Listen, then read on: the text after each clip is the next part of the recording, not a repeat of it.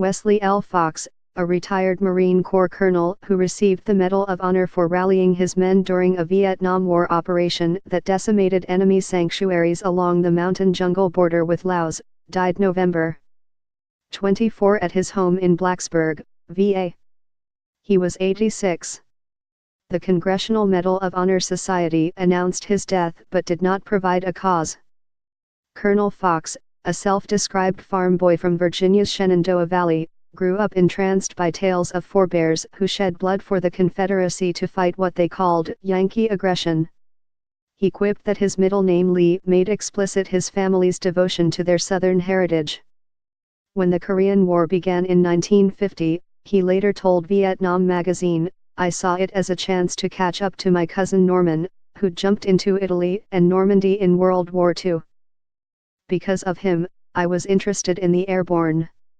One rainy day when we couldn't work on the farm," he said, "a buddy and I drove to the recruiters in Washington, D.C. I told the Marine recruiter I was trying to decide between the Marines and the airborne. He said, 'Hell, boy, what's wrong with the Paramarines?' That did it. I didn't know the Paramarines disbanded in 1944. If I'd seen an Army recruiter first, who knows? But that lying Marine got to me first. He was wounded in action while serving as a rifleman and, after the war, became a drill instructor, recruiter, master parachutist and award-winning shooter at service rifle and pistol matches. Above all, he told the Library of Congress Veterans History Project, he yearned to return to combat and saw President Lyndon B. Johnson's announcement about committing ground troops to Vietnam as his chance.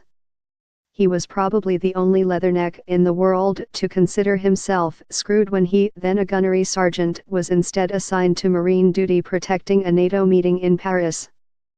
Because of a huge demand for seasoned Marine leaders in Vietnam, he received a temporary commission as a second lieutenant in 1966. He arrived the next year, advising a South Vietnamese Marine battalion whose tactics, he said, were best summed up as search and avoid.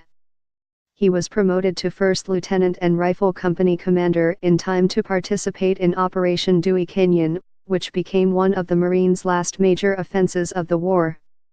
The mission, in two phases starting in January 1969, was to disrupt a North Vietnamese military division on the border with Laos and to attack when the enemy least expected it.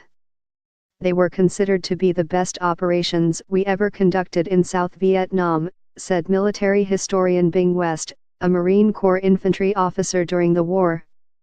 Of all the operations in Vietnam, it was the most classic in that it caught the North Vietnamese totally by surprise.